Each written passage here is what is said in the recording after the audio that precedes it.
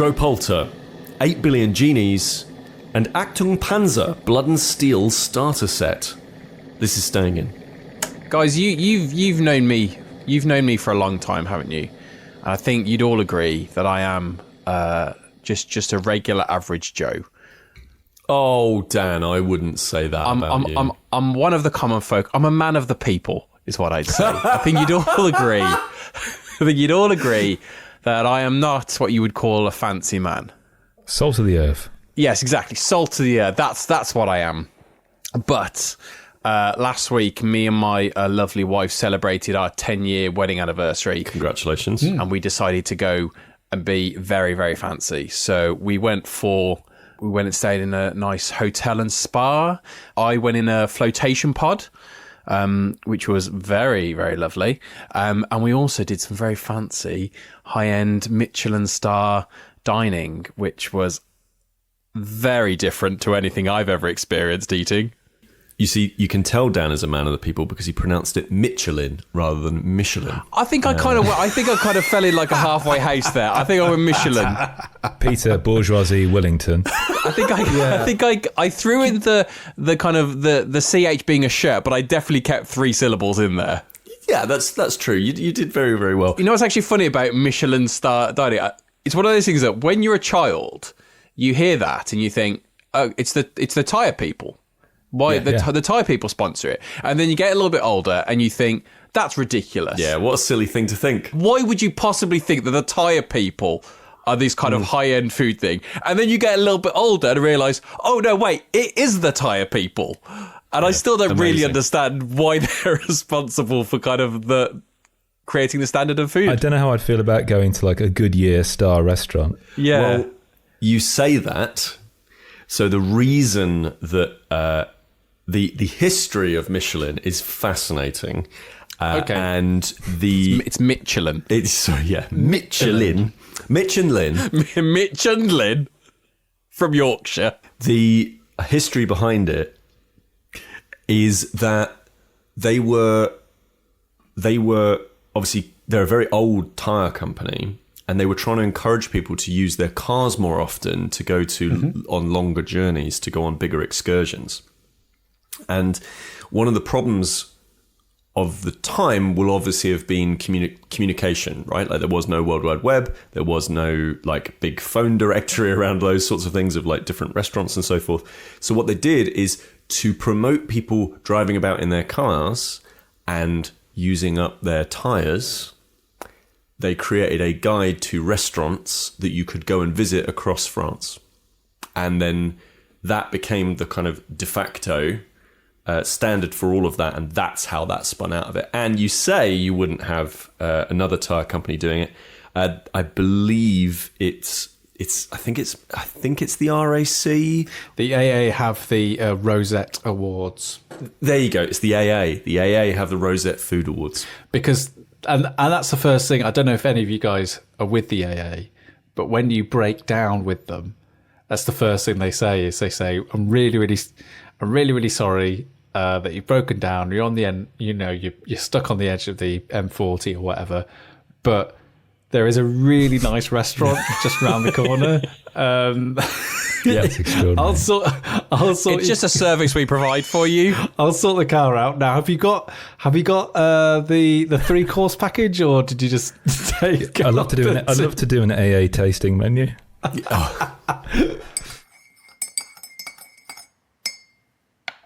How many courses are we talking about here? I think there were 12 dishes. Okay, this is a serious tasting menu. Okay, and next question: did you have wine flights? I had mentioned fancy dining to you guys prior to this, and Sam, you had said if they do wine, get the wine. The wine was very expensive, but I went for the wine. Yeah, good man. And I am not a wine drinker. My wife is. I'm not a wine drinker. So kind of, I will happily have wine. I'm not kind of against it. But I'm not much of a wine drinker. But I was like, you know what? It was one of those is like, I'm not going to think about it. I'm not going to think about the price. I'm just going to do it because I'll regret it if I don't. And can I predict what happened? Because this is what happens to me usually because I don't drink wine usually. And but whenever I go out for a fancy meal, always do the wine flights. And for that brief moment, for those few hours, you're convinced that I'm into wine now. Yeah. Yeah. Oh, yes, I can definitely taste everything. Is that gooseberries? Oh yeah, I got all that. I totally got all that. I don't think I was into wine, but I totally were like, yeah, I could smell raspberries. I could taste the coconut. So what questions did you have, Pete, before we took the kind of segue over to the wine land? I know one of Pete's questions. Yeah, go on. Did you have dessert or a cheese board? Oh, good question. There was no cheese board. Come on. No cheese board, Dan. So yeah, there were 12 dishes. I think technically 13. Obviously, some of them are like single bites. Some of them are a little bit more. So the kind of the first, I think, 5 that we had were kind of really small. They do it as like a dining experience. So kind of you sit in the lounge before, you can have a drink in the lounge beforehand, and they'll bring the first dish out to you there, which was like a little, they called it a chicken wing. And I'm sure it had chicken wing in it. But it was just kind of like on a small spoon. You just take the kind of a solitary bite. Now, I mean, I'm not going to say if they tasted good, because I can tell you, for one, every single dish tasted amazing. So I'm not, that's kind of a moot point there. So you kind of had like the first dish there, and then before they took you to your table, the next 2 dishes were done in the kitchen. So we took them down there, and so there's like 3 kind of standing tables in the kitchen. So obviously you've not got that many people there, and you just stood there. The head chef's in front of you. It's kind of a really relaxed atmosphere. Like as all the food is coming out, he's checking every piece of food. Like when they brought our food out, he stopped them and took some tweezers out and like moved a leaf. And I'm fairly sure that was just for show. I'm fairly sure that was just for show. But he got his tweezers and adjusted a leaf. And so, yeah, so then we had them there. And then we were taken to the kind of the dining room. And that's where kind of you had your, the sommelier comes around and then starts to introduce the wines for the rest of your dishes. And yes, so we had 12 courses. So the first 5 were kind of small bites. There was I had caviar for the first time. Oh, yes. What did you think? Well, the caviar I had, it came in like a small metal pot. Quite sure. So, but it was like a caviar cheesecake. Ish. Cool. So basically, the base layer, it's obviously all very small, but the base layer was steak tartare, then it was a cream cheese, and then it was caviar on top of that. Wow. And so you kind of, I was eating it, and it was delicious, but I was like, I don't know, what does the caviar taste like? Because I'm getting it all together. So then I kind of had a little bit of the caviar, and it's amazing how the kind of the fishiness of caviar got lost in the rest of the dish, because kind of it all kind of blended together to make this unique, interesting flavour. So I had that, and then we had kind of lobster and turbot and beef. And then we just dessert of something called sweet woodruff, which is kind of very telling, the fact that the entire thing kind of went over my head. You're not eating it right. Thank you. And the kind of one of the key things was kind of when sweet, because I don't know, I've never heard of woodruff. Yeah, and it came out, and it's sweet woodruff, and it was just this bowl with this kind of to try and explain it. I'm going to use kind of a description. That's obviously not what it is, but you'll get an idea what it is. So there's a small kind of golf ball shaped kind of orb in the middle with kind of dusting over the top of it, so it's white, almost like it looks like a snowball. And on top of that, it looks like shaved coconut. That's how it's presented. And as they brought it, we kind of said like, what is woodruff? And they're like, this is the one question we get asked more than anything else. Really? No, can I have the bill, please? They went through this whole thing of like, this is what woodruff is, this is where you find it, this is plant, and all this, and all this, really detailed. I'm like, fantastic, thank you so much. And he walked away, and me and my wife both looked at it and went, yeah, but which part of this dish is the woodruff?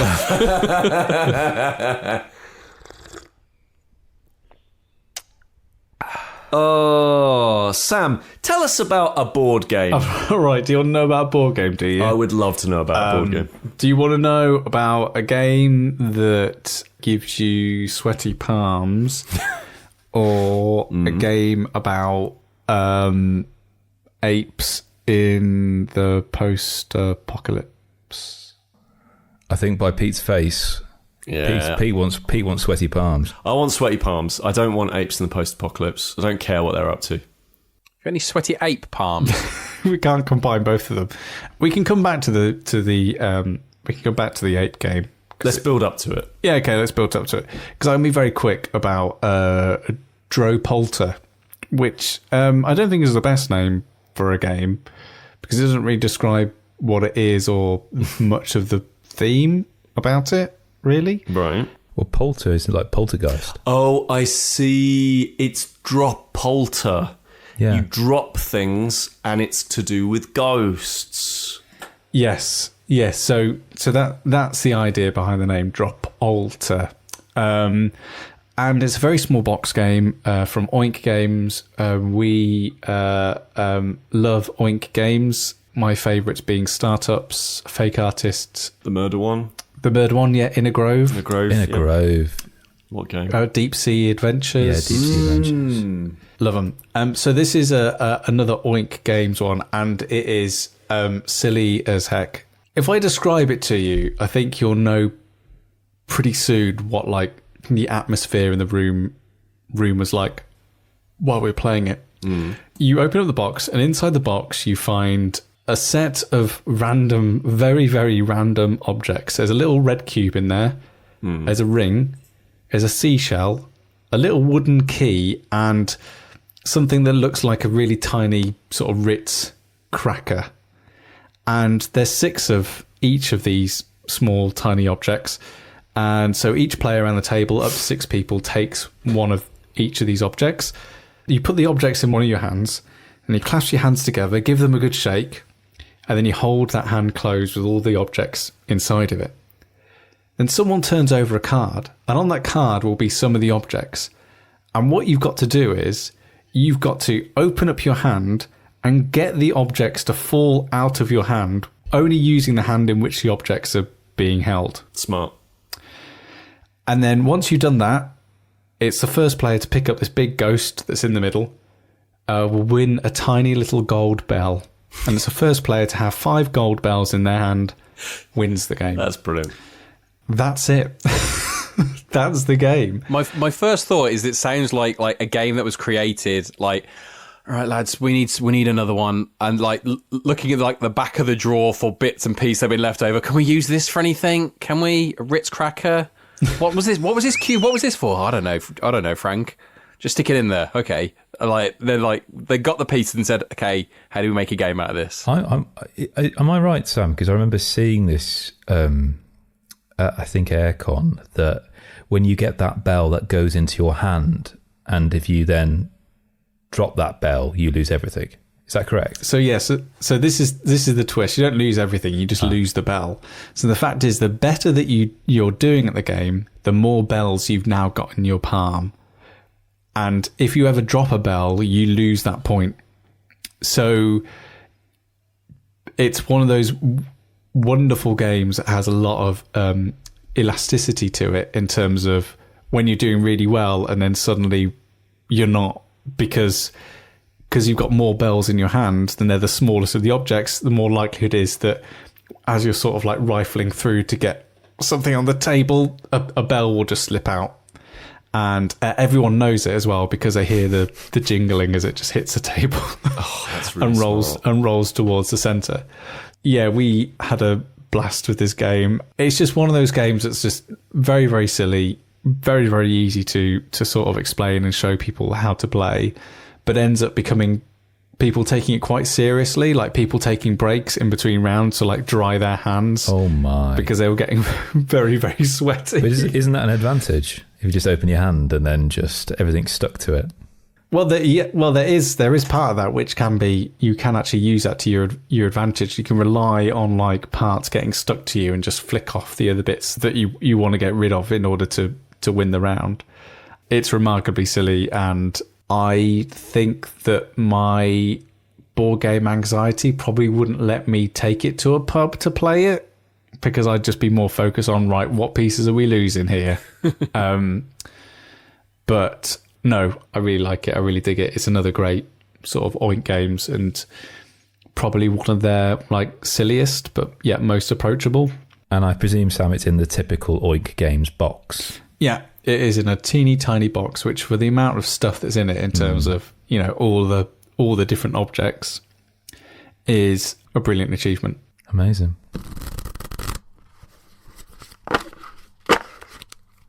I've got a little thought experiment for you. I know Pete loves these. All right. What would happen if one day a genie appeared in front of you? Hello. And it said, you've got one wish, and that one wish can't be more wishes, please. And to complicate matters further, every single person on the planet has a genie who asks that question, what's your one wish? What do you think would happen? I feel like there is a right answer to this. Well, this is the really interesting kind of conundrum, isn't it, really? Oh, good Lord. I would wish that the genie had a nice time. Oh, I think he lets you know that straight away. Yeah, I think he says, "Hi, Pete, I'm having a great time. Okay. My job here is to serve." Okay, fine. Yeah. My wish would be always getting a really good night's sleep. Good. That'd be nice, wouldn't it? Wouldn't that be nice? It would genuinely be nice. Would be like a really good wish. Can you imagine if I asked this question 10 years ago? Yeah. It's kind of indicative of where we are in our life now, because I am totally with you, Gungy Doo. And I think for me to not have migraines would be a wonderful thing, I'd say. Yeah. Definitely. In 200 more episodes, it's going to be death. That's what A sweet release. Is that what you wish for? Jesus. It's only 4 years away. I just thought that was a good joke. No, but what I'm asking is not necessarily what you would wish, but what would happen if everyone on planet Earth what would happen was given chaos. Yeah. See, my thought is along the lines of surely kind of reality would cease to exist because so many people would want to be the most of something, or I have the most money, or I am the most beautiful, or I have the biggest house or the happiest life kind of thing. And if everyone has that, then no one can have that. But everyone's wished for it. But so those kind of things clash against each other. So everything ceases to be. It's the end of the world. Right. Wow. I just say it as I see it. I'm a common man, average Joe, salt of the earth. So the reason I'm asking this question is because I was recommended recently a graphic novel called 8 Billion Genies, which comes from Charles Soule. And Art Ryan Brown. Sam, you know Charles Soule because they and actually both and Ryan Brown as well, because they both worked on Undiscovered Country with Scott Snyder. Mm-hmm. And they had previously worked together before this on a comics collection called Curse Words.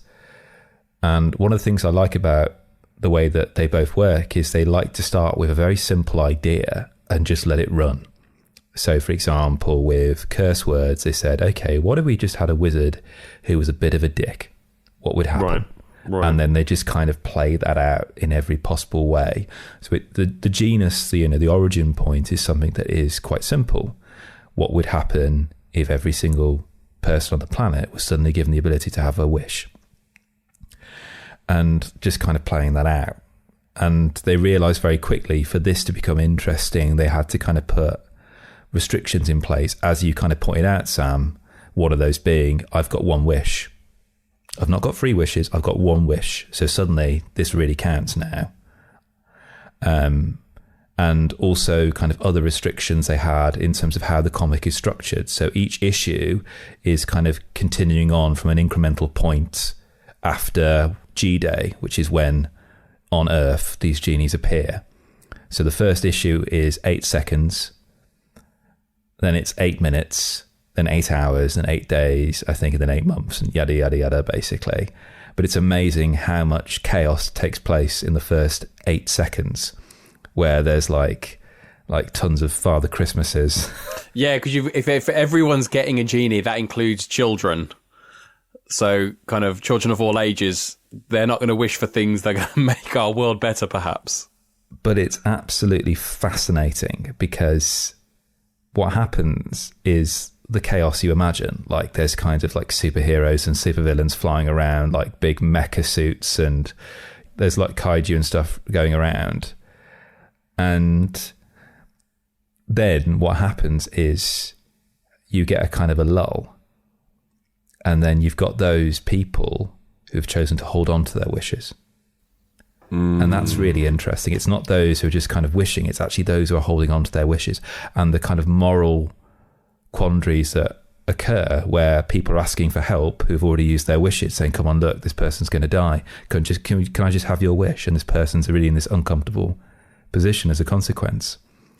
And I think what stops it from going too bonkers is that the story is primarily told from within a bar, where as soon as the genie appears and they say, look, you've got one wish, the bartender says, my wish is any wish said outside of this bar does not affect this bar at all. Nice. Has no impact on it. So it kind of overrides everything from the get-go. So it becomes like one of the safest places, the only safe place really in this entire world, while all this chaos is going on outside. So you've kind of got this little kind of base of operations really to kind of work from.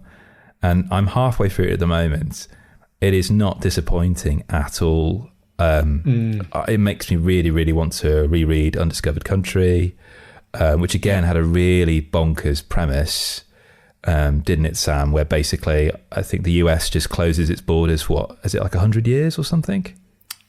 Yeah, something like that. But yeah, the US basically builds a big wall around itself, and then that's it. No one knows anything about it, and then suddenly they invite some people in, and things have not gone well. Oh, that's a surprise. Yeah, interesting. Yeah, so really interesting concept. This came out, it's quite old now, 2022, so it's a couple of years old, from Image Comics. And yeah, the art by Ryan Brown is gorgeous as well. So I'm really loving it. It's been a while since I've picked up or read a new graphic novel, I must admit, really, other than the wonderful one that Sam gave me, which is the Harley Quinn one, which is another absolute belter. One of the best Harley Quinn stories I've ever read, and such a refreshing take on that character. I'm just having a look at kind of some of the artwork for it, and I'm really enjoying the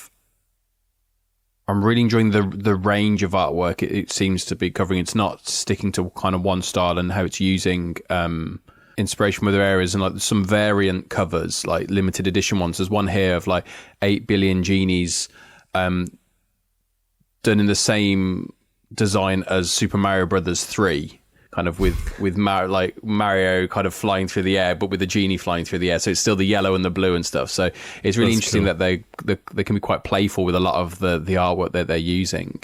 I'm always kind of drawn to, because I don't read a lot of comics and kind of graphic novels, so I'm always drawn to what's that image that's going to pull my eyes in. What's that first thing that I'm going to see that's going to kind of catch my eye? And then when it does something interesting, and like the design of these is very different. It's kind of playful. It's not what you would typically think of a genie and that kind of thing. But it also leans kind of, for obvious reasons, to things like You're Walking Dead and stuff like that, because it is a dystopian future at times by the looks of it. Although it is colour, and I think Walking Dead's all in black and white. Yes, it is. Yeah, it's been a long time since I read that. But yeah, so they're doing some really interesting things with that, which is very appealing to me.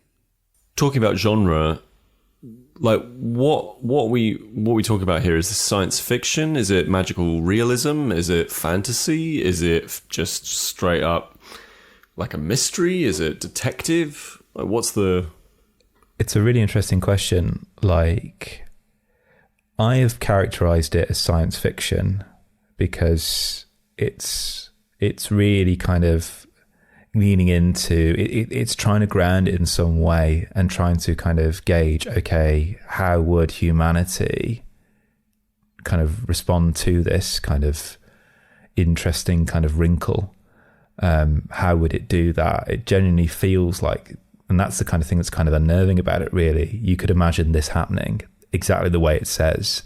And like they've really kind of thought about the fact that, well, there's a kind of a rules or a mechanics behind how the genies work. Yeah. So, as Dan alluded to, if somebody says, I want to be the best of this, they will ultimately override somebody else's wish.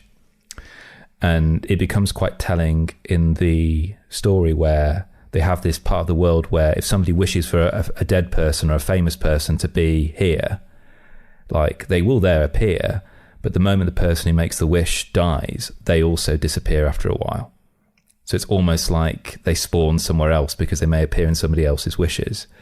You know, how many Ernest Hemingways can you have? And it's fascinating watching them try to understand why am I here and what is going on here. It isn't just, say, for example, and I mean this in the best way in the world because I love the series. This isn't like a 30-minute episode of, it isn't like a Red Dwarf episode, for example, where you can kind of have a novelty factor to it. Like they're using the medium very well to kind of really play out this story. Yeah, I love that kind of thing. I'm definitely going to have to either read this after you, Kris, or ask definitely. to borrow it. It's one of those things that I really loved and love about the three-body problem. And I know I go on about this book series a lot, and even more so because I'm rereading it. And it does exactly that similar thing. It's kind of like poses a question in terms of what if we made contact with alien life, and just completely goes down the rabbit hole with it and tries to explore it in a way that is both sometimes quite silly, but is also very, very serious on the one hand, because that's kind of the reality of what that situation would be like. The thing I'm often reminded of is there's always comedy in true drama, right? A proper drama should be funny. Like a proper dramatic story should be hilarious. This is why The Wire is so great, because it's often hilarious, because true drama is funny. And a three-body problem, and it sounds like what this is doing as well, is really respecting that thing. It's going, right, this is a very serious situation. But in every serious situation, there's always stuff that will happen that is funny. There's always stuff that happens that will be incidental to that and will be strange and weird. And sometimes the only response is to kind of laugh and find it amusing, even if there's a bigger story and a bigger point it's trying to make on top of that. Let's get really exciting. All right, let me get ready. Hang on. Here we go. It's been a while. What, since we were excited? No. I think we know what Pete's going to talk about. So let's all gather around the fireside. Is it an RPG? Is it a miniatures game? Is it both? Oh, you've hit the nail on the head the second time there, Sam. It is Achtung Panzer, Blood and Steel, the starter set. Right. Oh, my word. I'm interested in this, Pete, because you posted a picture of this on the gram. I did. And can I ask, what was it on that tank you'd put there? Because it looked like wire wool. What was it? It was like a sort of coloured wool to represent an explosion. Right? A fire happening in the tank. Amazing. Was that like an affectation that you put on before the game started, or as it exploded, you had like little wool puffs that you could put onto things as they degraded? That's right. Yeah, that's right. So in some miniatures war games, especially historical stuff and slightly older, grognardier stuff, this idea of like using wool to show an explosion or battlefield, like fog of war, for example, right? That is something that more regularly happens outside of your more sort of mainstream miniatures war games. Your classics. Is there like a wool of war? I mean, there's got to be, hasn't there? Surely somebody has. I mean, literally, miniatures war games companies often make huge sums of money by rebranding very straightforward DIY tools, right? So and just slapping a logo on the front of it, right? So there's got to be war wool, hasn't there? There's got to be. I mean, I can literally go to a hobby shop and buy, I believe it's called technical grass, which is basically just bits of plastic or fiber mashed up that's green, and then you put it onto the base of a miniature and it looks like grass. I mean, you can buy rocks. There you go. You can buy rocks in bags that are specifically for hobby, rather than go outside your house and pick up rocks if you really want to. We've walked down this conversation before, have we, Pete, where we had to explain to you that rocks weren't just to be bought in a model shop. Exactly. Only fools would do such a thing. So this is a game from Warlord Games. Now, I've not talked about a Warlord Games game on here before because basically, I don't play historical games very often, and it's something that now that I'm in my late 30s, I'm starting to become interested in. There is a sort of ebb and flow of miniatures war games that basically, the longer you stay in it, the more likelihood the chances that you will eventually pick up a historical battle game. So, can you run us through like the differences? What's the appeal? What are you getting here that you're not getting with Age of Sigmar or any other Warhammer or whatever? So, fantasy and science fiction war games, your Warhammers, your Warhammer 40,000s, your Age of Sigmars, your other products not made by Games Workshop, Infinity. Come on, you can do it. You can do it. I can. One other. Just look on your cupboard. I'm sure they're all any there. other thing. Guild Ball. There you go. That was just two things you saw in front of you. Guild Ball. Kaiser Soze. Oh, goodness me. Microphone. So those games they have their own fictional IP. For example, in the grimdark future of the 40,000, the 40th millennium, blah blah blah. In things like Rumble Slam, it's some weird mutants get into a wrestling ring and fight each other, and lots of other different things along those lines. With historical war games, the point is to replay in some way, not reenact necessarily, but replay things that are grounded in the real world. So Warlord Games tends to make games that have a historical perspective. So Achtung Panzer is set in World War II. They have another game called Bolt Action. Same deal. Mm-hmm. Yeah. And Bolt Action, by the way, is quite a famous one. So of the historical games of the military World War II stuff, Bolt Action is probably the most popular one. I've not played it personally. They also do a bunch of other historical stuff, so things like Napoleonics, things like Civil War, those sorts of things. And there's, again, with all of these, there's like the science fiction and fantasy stuff, there's a big scale of different kinds of games that you can play, from things like skirmishes, which is like small model counts, so small play piece counts, all the way up to what used to be called epic scale, which would be teeny tiny. I mean, like teeny tiny models, like 4 millimeters high models representing humans. That is just waves and waves and waves of battalions of models, and even more besides that.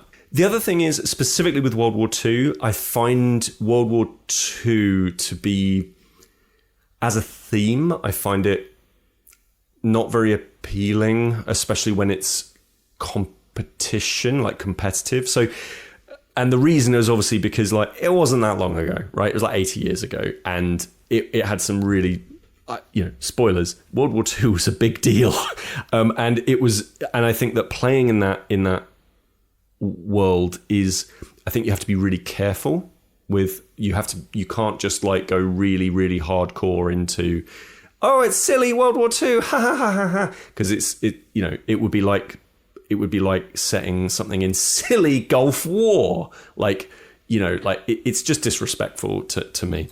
So I've always shied away from it a little bit, but I was really interested in playing one of these kinds of games, and specifically a Warlord Games game, because mechanically they are beloved.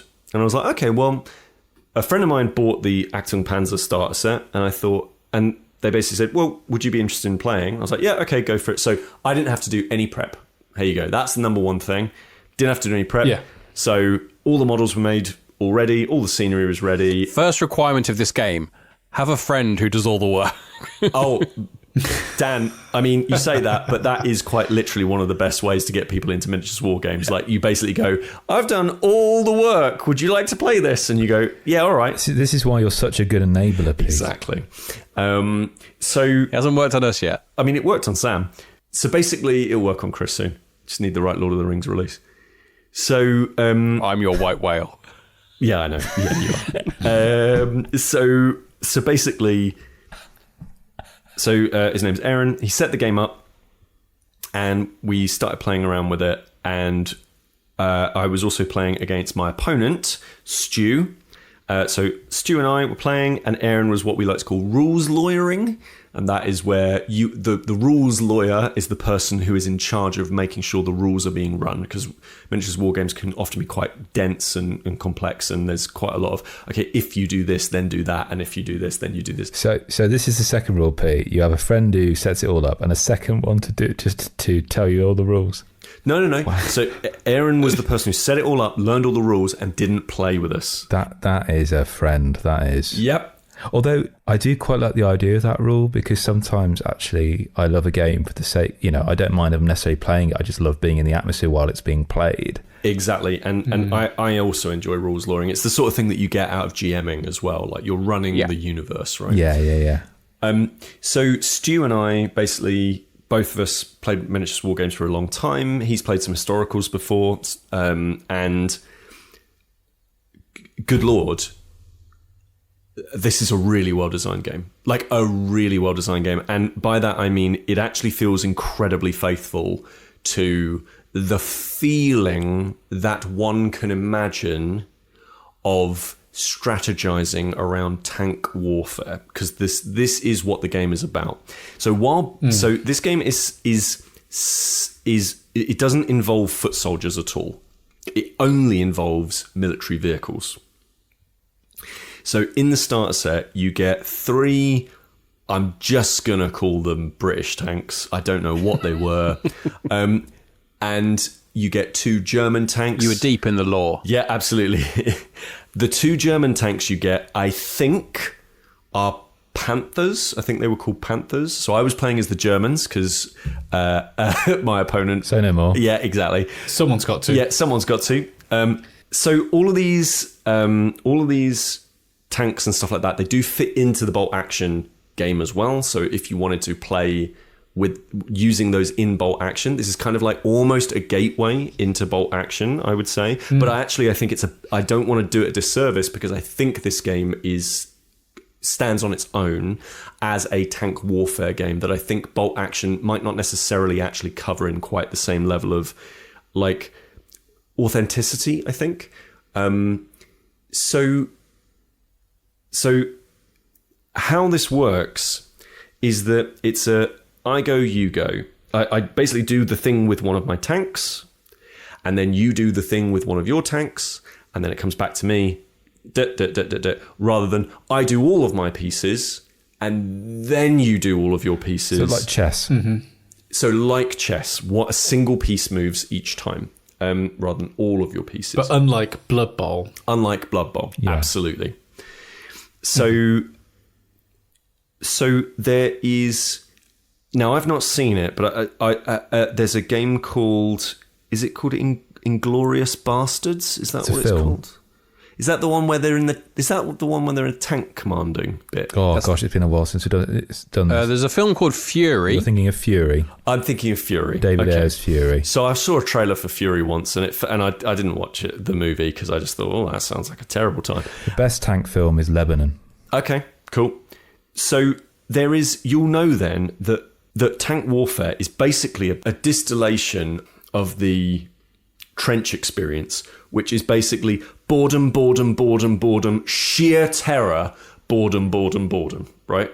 The encounters that you have are about swinging the turret of the tank to face your opponent. So you have to actually roll to aim. So you don't just roll to aim and shoot. You actually roll to move the barrel of your gun towards your opponent. And you could potentially do that quicker if you have your tank commander not buttoned up. So basically on the top of the tank looking out of the thing. But of course, if you do that, they're potentially susceptible to being shot at, right? There is a action that you have to be able to take, which essentially allows you to load ammunition into the chamber. But of course, all of this stuff takes time. So you could roll to see whether or not your gunner is successful in pushing that through quickly. And if you fail, then you have to go back to the start of loading the actual ammunition. You know, they flub it in some way, and you have to go back. And that slows the process of loading another shell into the artillery. So there's always this risk reward of, do you try and speed things up and risk maybe going wrong, in which case now you're even slower, in which case the pressure is now on even more for you to load up quickly, or do you take it at a regular pace with the potential fact that your opponent might try and risk it and actually outgun you quicker, be able to move faster. And this sort of slow but tense gameplay meted out over a very dense battlefield. So we think about tank warfare as like, you know, big open fields. This game is set where they are talking about having tons of scenery and tons of terrain. And what that means is that basically, like, tanks just drive into behind a building, and now you've lost the target. Now you're not able to aim at them anymore, and you now have to spend another 2 turns potentially finding the target again, locking back on, reloading, getting yourself into a position where you can actually do these things. It seems to me like this is something that I'd be really interested in playing.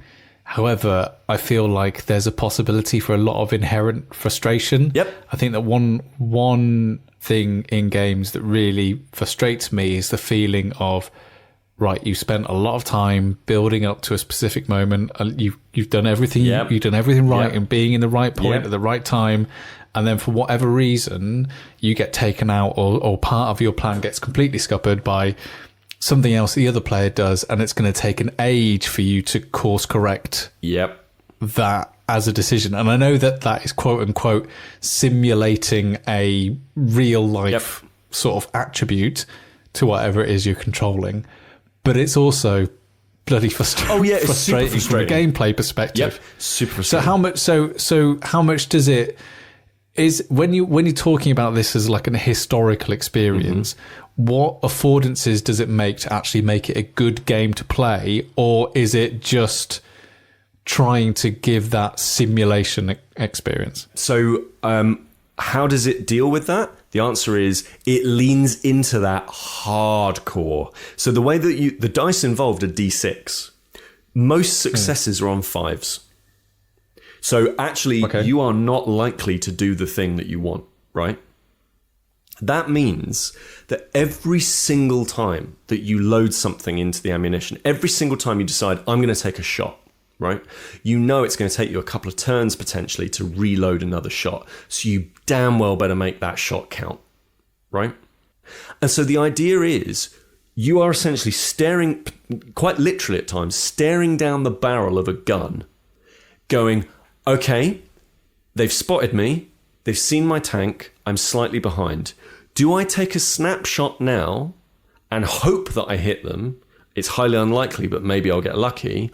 Or do I risk getting hit by something, and actually build up the number of dice that I'm going to be adding into this pool? Because if I do that, and I'm more likely to hit, and I hit, and I take them out, because these shots, when they land, they are massively destructive. So how does it make it a fun game? It actually leans into the simulational elements of that,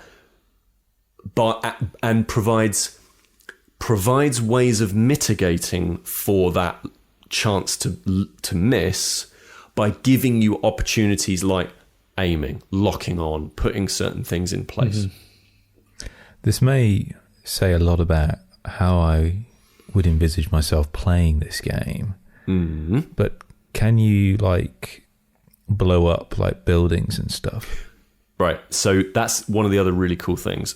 The way that the game uses terrain is that in miniatures war games, there's often this concept of difficult terrain. And the idea is like, you know, when the Somme had taken a shed load of pounding from a load of artillery, getting across the mud was difficult, right? It wasn't just walking across a field, it was like mud. And that's what difficult terrain is meant to try and simulate in some way. Achtung Panzer, first of all, really leans into that. There's tons of difficult terrain all over the place whereby you could end up basically just driving into a swamp and getting stuck. One of my tanks did that. I was like, oh no, this is really bad. In addition, there are buildings all over the place. At the start of the game, when you're setting up, apart from, I mean, there's loads of different Aaron's things. setting up, I think. Well, Aaron's setting up. Yeah, he is, yeah. Everybody's setting their bits and pieces up. And there's a load of different things. I won't go to all of the rules and all the mechanics, but one of the really core things that they do is each player is allowed to put little tokens on each of these distinct areas, like buildings or rough terrain or those sorts of things. And the idea is that on those tokens, it is possible that inside that building is a tank sniper unit. I'm hooked, Pete. You're hooked now.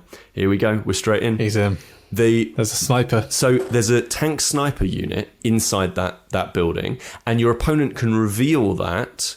You play a card, and it's like, oh right, this is the card that essentially says there's a sniper unit in this building, and they take a pot shot at one of the tanks, and if that commander is not buttoned in on the tank, then they have to, because a shot rings out, and basically they have to now just duck into the tank for the rest of the game because they're really, really shaken.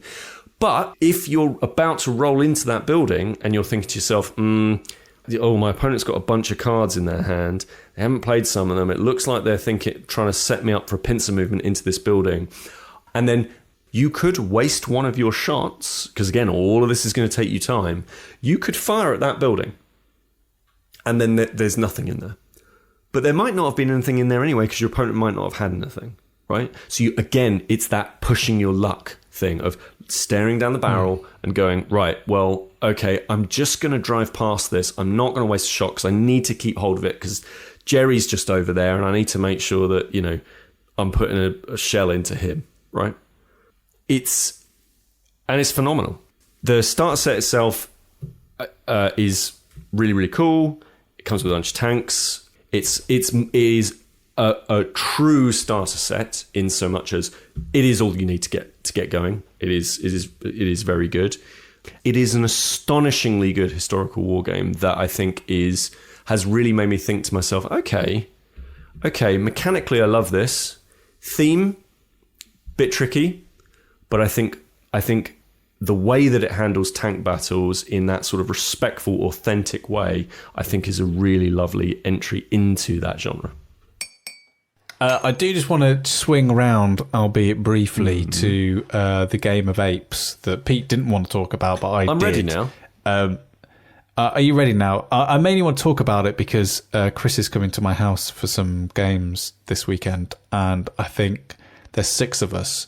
So I think we're probably going to play this as well as the team variant of Dune Imperium Uprising. Oh, good lord. So I hope you're ready, Kris. Nice chilled out weekend, this. But after us is... How best to describe it? Well, it's a game about apes who have now taken over the world after the ape, the definitive ape, have destroyed it. And it's a game about you creating basically a assembly of apes that will score you the most victory points, i.e. succeed the best in this wasteland.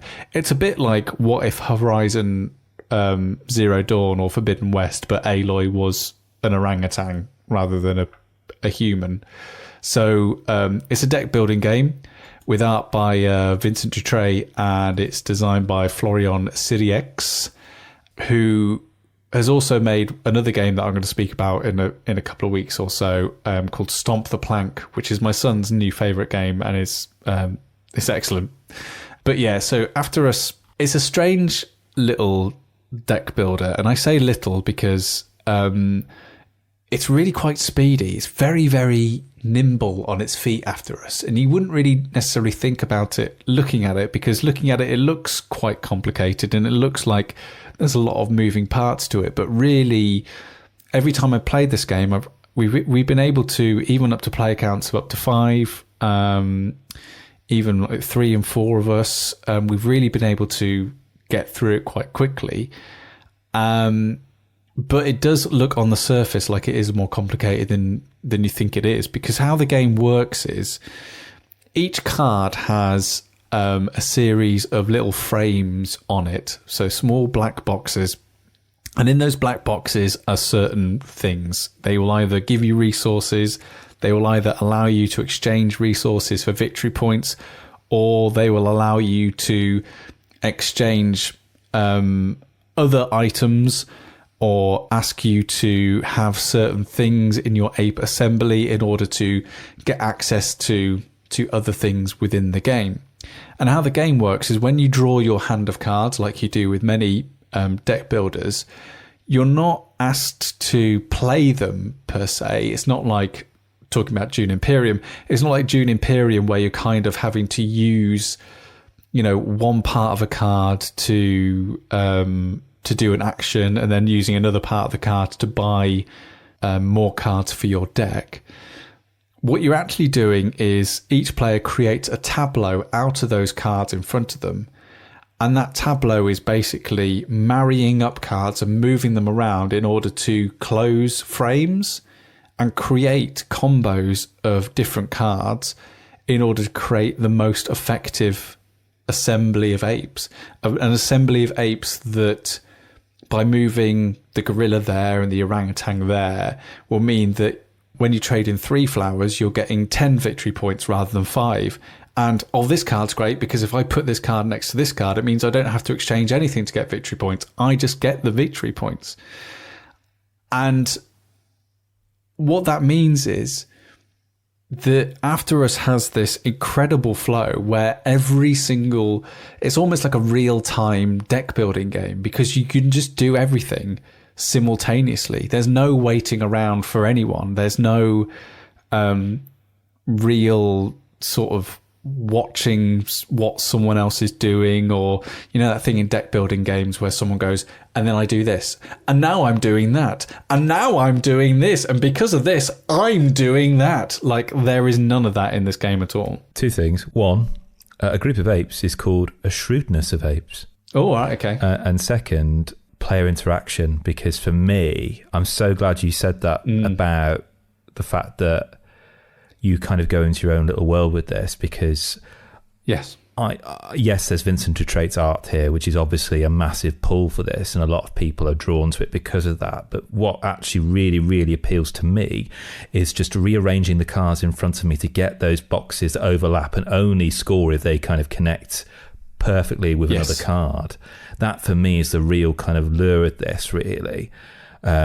So I'm quite glad to hear that you're not actually stepping on each other's toes, and it feels quite fluid as a consequence. And what's the runtime of it like, roughly? We played it as a group of 5. It took us about 30-40 minutes. Okay.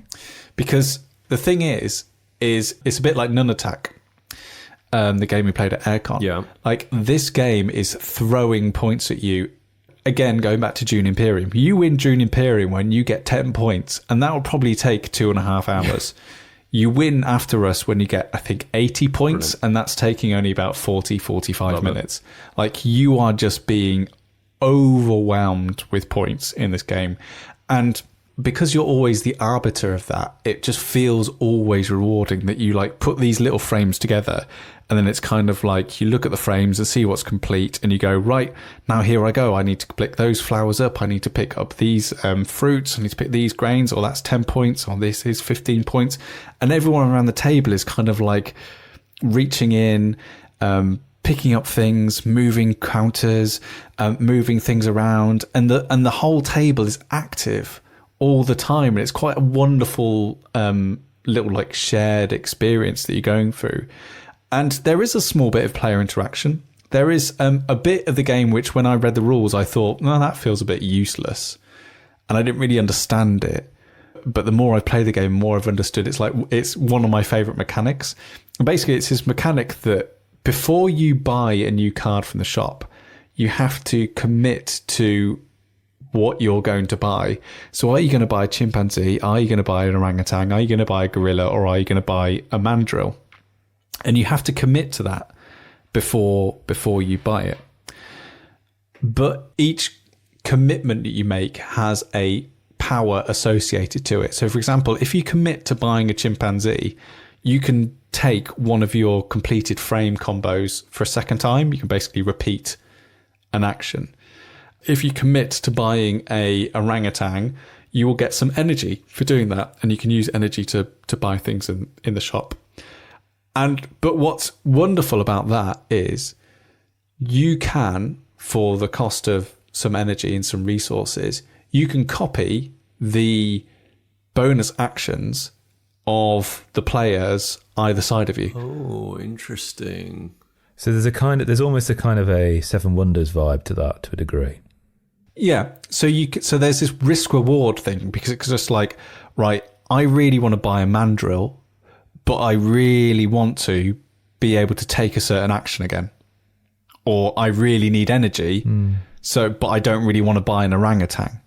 So do you gamble on your neighbours committing to buy the ape that you don't want in order to get their bonus power? Or do you just commit to get the bonus power and just realise you just have to get an orangutan?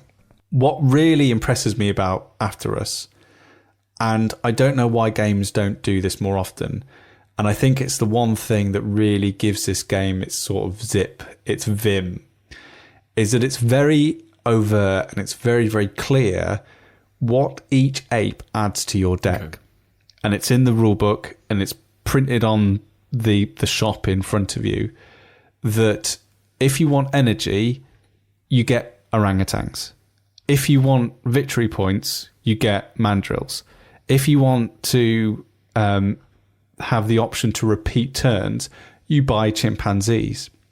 And if you want the option to get rid of cards from your deck and start slimming it down, you get gorillas.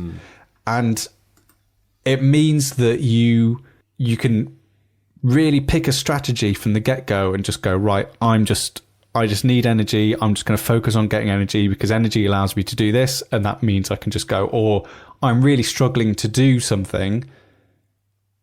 What I need is to get rid of some of the cards in my deck. So that means I know I need to get gorillas. Like, the game is very, very clear along every single step of the way of what you need to do to achieve something. And I think that is a very bold move for a board game to make, because I think that quite often that language is hidden from the player because it's kind of left up to the player to either discover it themselves or for it to be sort of hidden, baked into the theme of the game, for it not to be such an overt sort of layer on top. But I found it really thrilling because it was very, as I said, like, it just really gave the game a clarity and a transparency that every time someone picks something up for the shop, it was very clear what they are trying to do with that card. And if you're struggling to do something, it's very, very clear what you need to do and what you need to start getting in terms of resources. So I really like it. And I think as a deck builder, I think both in the combo mechanics and the way it speaks to its players, it's doing stuff that I've never really seen before. Brilliant. Would it be good for people who aren't au fait with deck builders, such as our resident white whale? Bonjour. There he is. Yes, because the base mechanic of the game, that creating of the combos, the completion of the frames, is very, very inherently satisfying, and just being part of that puzzle is a sort of a way in to it, which is instantly understandable. And I think what the game does in making it so overt in terms of what you need to be buying from the shop in order to get success. Like, if you're very new to these kind of games, you just buy mandrills. They're going to get you victory points. Just create a big victory point machine. Mandrills and chimpanzees, you could just create like this big victory point churning machine to help you win. Like, it does such a good job of letting the player know what the deck is doing and how to build a good deck. It could possibly be one of, the games to show someone if they're getting into deck building games for the first time. We've made it to the 12th course, gentlemen. Oh my, what a feast. 199th course. I'm feeling sick. Well, we know what's coming up in 200, don't we? And why it's a special episode for a number of reasons. One, it's our 200th episode, but it's also our opportunity to to actually definitively decide between us all our top 10 of things we've discussed in the previous 100 episodes. I wonder if any of the stuff we've spoken about today will make the cut. Yeah, that would be interesting. Possibly. So we are heading towards our 200th episode.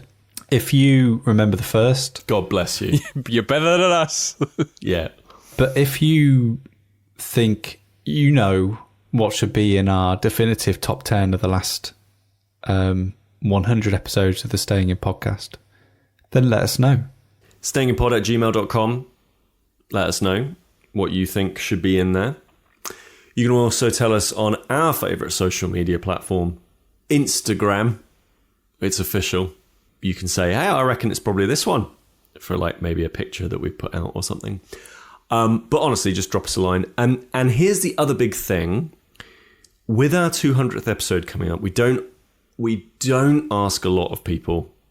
This is free. This gold, it's free. We haven't asked you to put your hand in your pocket. Oh, You asked me to put my hand in my pocket. that's a different thing, Dan, and I'll talk to you about that later. We would absolutely love if you'd like to give back to, if you've even cracked a smile this episode or any previous episode that you've listened to, we would absolutely love for you to do the following. We would love for you to tell a friend about the show. That is like the number one thing. Go and tell a pal, hey, listen, I liked listening to these bozos. You will too. And if you'd like to leave us a review and a rating on wherever it is that you got this podcast, that would also be absolutely lovely too. We always love to see those.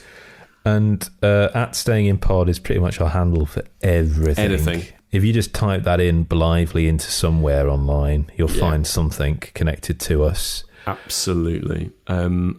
Steam, we have a curator page. BGG, we have a whatever they call it as well page. It's all up there. It's all available for you to see. There is a lovely Spotify playlist. The details of all of this, by the way, is in the show notes. And that's pretty much everything. I think we do need to touch on the controversy that came out of the last episode. In the last episode, we were very clear that in the show notes that there should have been a joke. And alas, when the show came out, there was no joke. And I know Pete will say, oh, I've gone back in and I've changed it and I've put one in there now. But the fact of the matter is, Pete, you let the side down. I'm sorry, everyone. It was noticed. We had comments, people sent us comments that there was no joke and they were deeply disappointed. We may have lost listeners because of your absent-mindedness. I promise to never make a joke ever again. Well, that kind of goes against the whole idea of the thing. Okay, come on. Let's not fight. We're coming up to episode 200. Let's at least get past that threshold, please. Yeah, let's do it. And then carnage. So, Pete, you played a World War II game. I think you know where I'm going with this. No, Chris. No.